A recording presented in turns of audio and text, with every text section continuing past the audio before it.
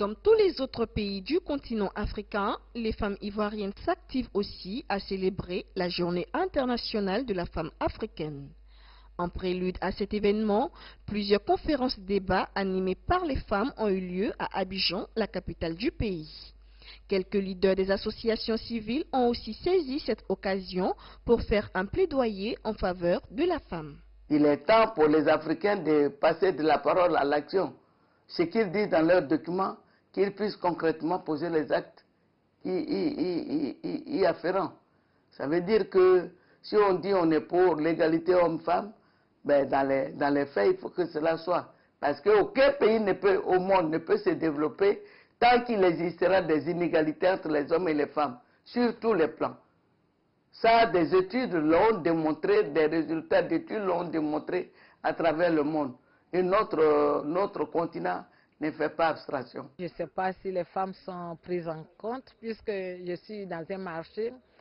Je n'ai pas vu les décideurs venir vers nous. On se débrouille ici, toutes seules, comme des orphelines. Et pourtant, c'est nous qui faisons tout. Nous sommes la base même de la société. Parce que quand on se lève le matin, on doit gérer les enfants, gérer la maison, la nourriture, gérer même notre époux avant de venir au travail. Mais je constate que les femmes sont lésées sur tous les plans. Il est vrai que l'émancipation de la femme africaine tarde, cependant le continent détient le plus fort taux d'entrepreneuriat féminin au monde. Un taux qui pourrait améliorer la vie des femmes si l'accent était mis sur l'éducation des filles et des femmes. Car selon l'UNESCO, l'alphabétisation est une étape cruciale pour permettre aux femmes en Afrique d'acquérir des compétences de base. Je dirais que les femmes ont besoin aujourd'hui de se faire une place.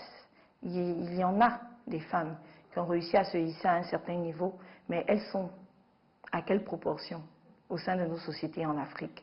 Donc aujourd'hui, la question, c'est vraiment de pouvoir, puisqu'on cherche à se faire entendre, on cherche à montrer nos compétences.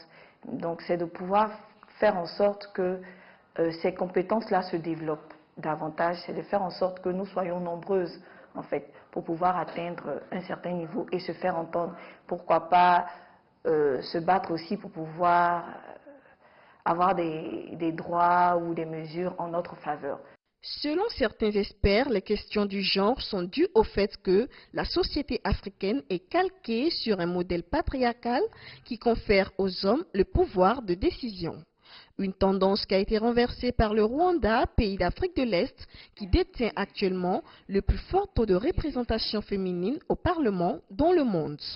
Christina Niaouré, CGTN français. Abidjan, Côte d'Ivoire.